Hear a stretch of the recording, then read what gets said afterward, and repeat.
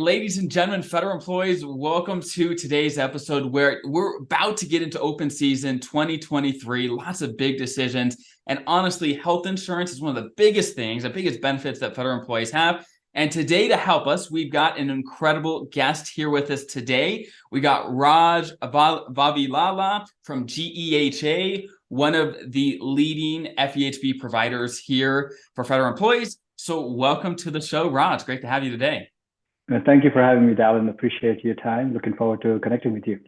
Perfect. And Raj over at GEHA, just so everyone knows, is the Chief Marketing and Product Officer over there. And so, Raj, talk us through. So there's many federal employees that I'm sure know GEHA, are familiar with you, but I'm sure there's lots that aren't. So give people a 1-minute summary. What is GEHA all about? What plans do you offer? Give people a sense for what you guys have. Yeah, absolutely. Well, we've been around for 87 years now. We're located in the Midwest in Lee Summit, Missouri, and our focus entirely is in federal audiences. So we were created for federal audiences, and that's our entire focus. Our plans, we are in the health as well as the dental benefit space. We have 3 products in the health space and 2 products in the dental space. And we are a VIBA, which allows us actually to add more value-added benefits to our audience that we essentially cover, because it goes to the root of who we are as a company. We are a mission-oriented organization, and our reason for being is basically to serve our members in the federal space. Perfect. Perfect. I love it. And I know certainly this open season, so many federal employees don't end up changing the plan they have, right? They often don't. But if someone is going into this open season saying, hey, I want to look around, I want to see what options make sense for me. What I'd like to do, I'm going to go through a couple, let's say, quote unquote, scenarios. If someone may find themselves in a certain circumstance, and I'd love if you can kind of talk through what plans GEHA has that may line up with that. So let's say someone is 30 years old, not married at all, starting their federal career just a couple of years ago. What sort of plans tend to line up with that person? Obviously, there's a lot of personal factors, but what sort of plans would you be leaning towards that you guys offer in that situation? That's a great question, Dallin. Actually, most of our newer entrants into the federal workspace probably fit that profile of a person because they are younger, they're approaching, this might be their first job, second job. And for these audiences, they have to make one of 2 decisions. Either they have to decide that they're healthy and what they want is a plan that offers wellness benefits, rich wellness benefits, or they are healthy and they are thinking about starting a family and they could maybe use a plan for some savings, right? So they make one of those 2 decisions as to where life is taking them next year. But regardless, a good start would be like an Elevate plan that we have, which is we happen to have the default status, meaning we are the lowest cost plan that's offered nationwide for a single person. So it's a great plan. It has a really broad network and really rich benefits.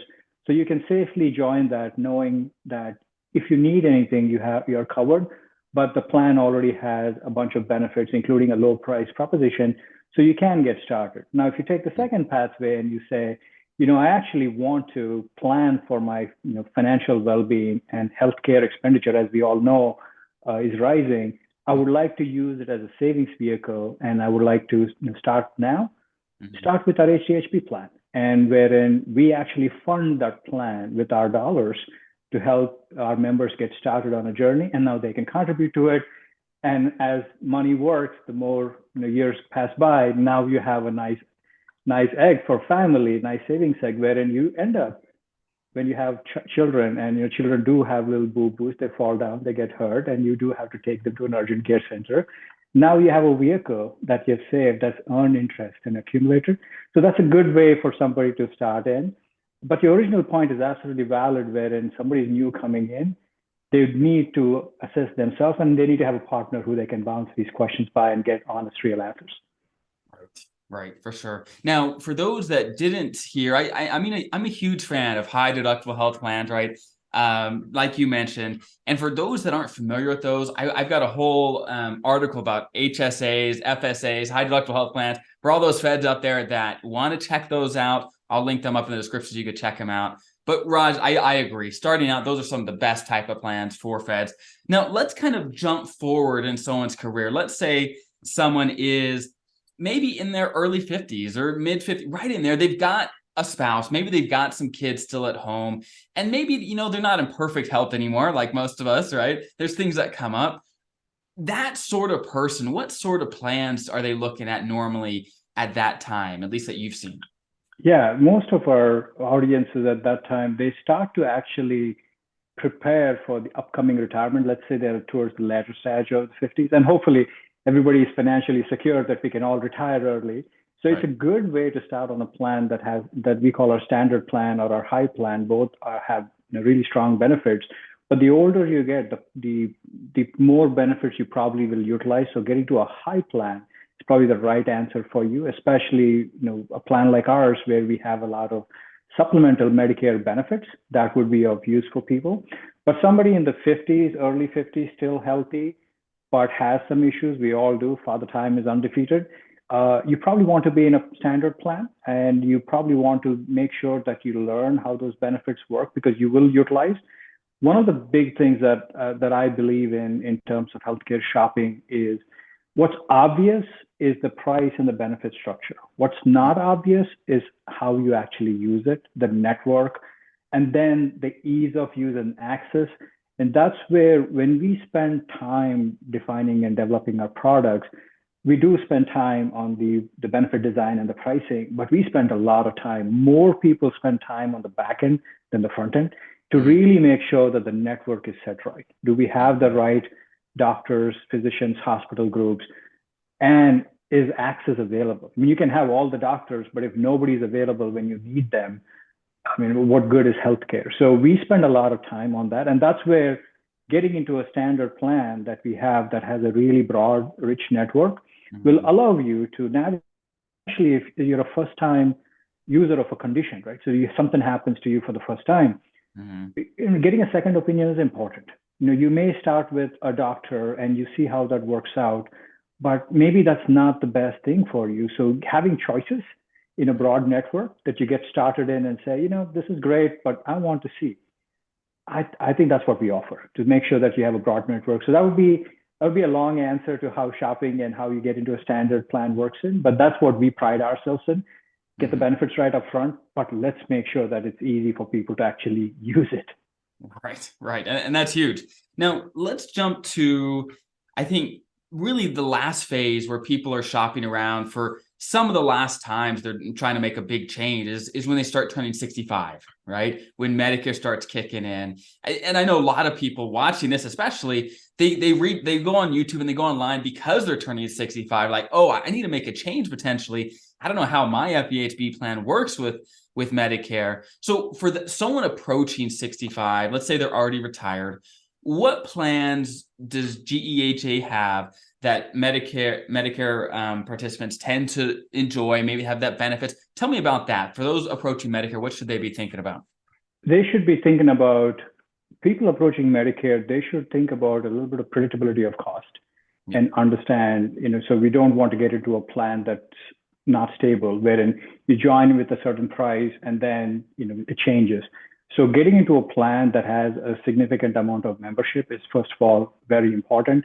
And thankfully, our standard and high plans have meaningful amounts of membership, wherein if something does happen to somebody, unfortunately, and they require more care, it's okay because we have so many members in the plan that we are very stable.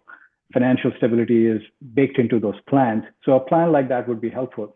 The other thing is the benefits that you need to actually take care of yourself. So we have made our plans Medicare friendly. That's one of the new things that's gone in this year, wherein these are more Medicare friendly. So all the supplemental benefits that you might see in a commercial ad that says, hey, I've got transportation, I've got OTC benefits, I've got healthy meal prep, so on and so forth.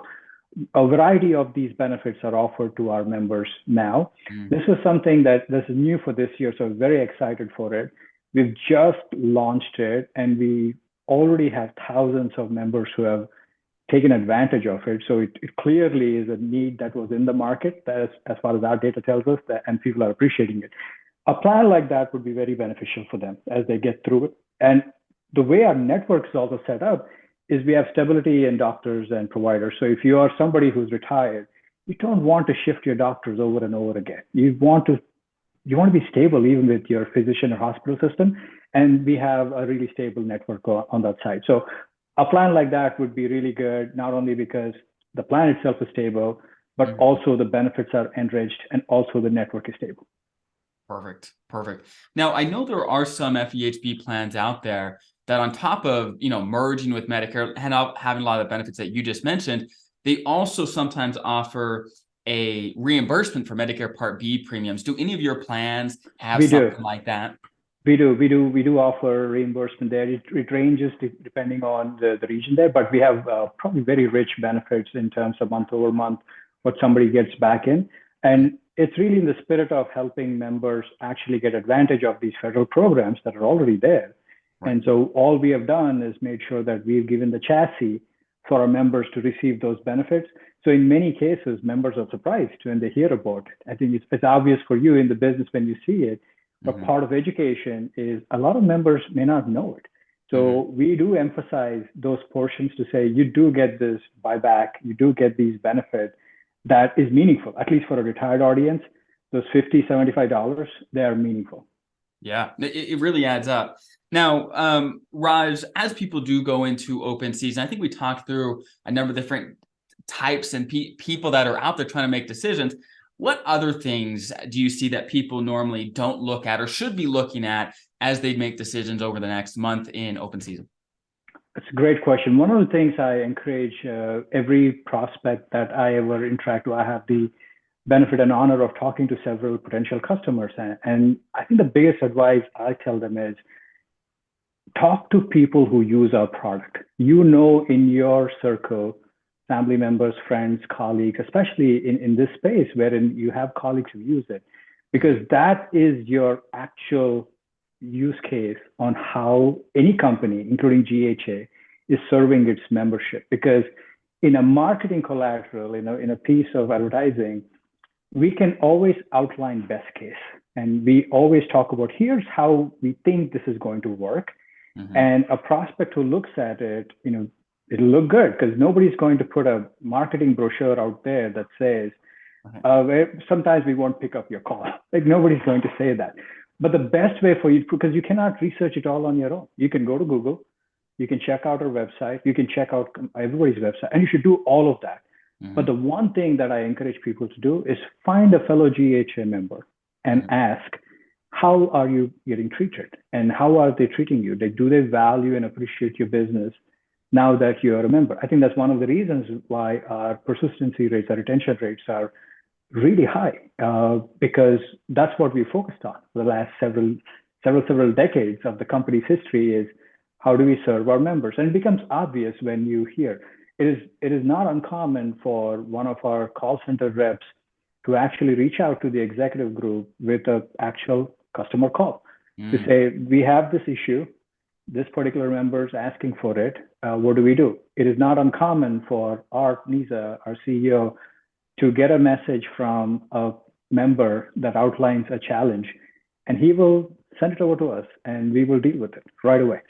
Because that's how we are. That's our fabric. And unlike a Wall Street company or something else wherein the motivations could be different, our motivation is very simple. It is, hey, we have to serve members.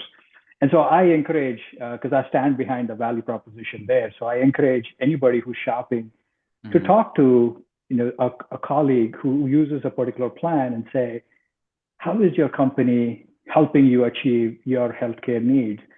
They will learn so much about how does it actually work, how does navigating the system work, more than just a review of that particular company's marketing material. Right.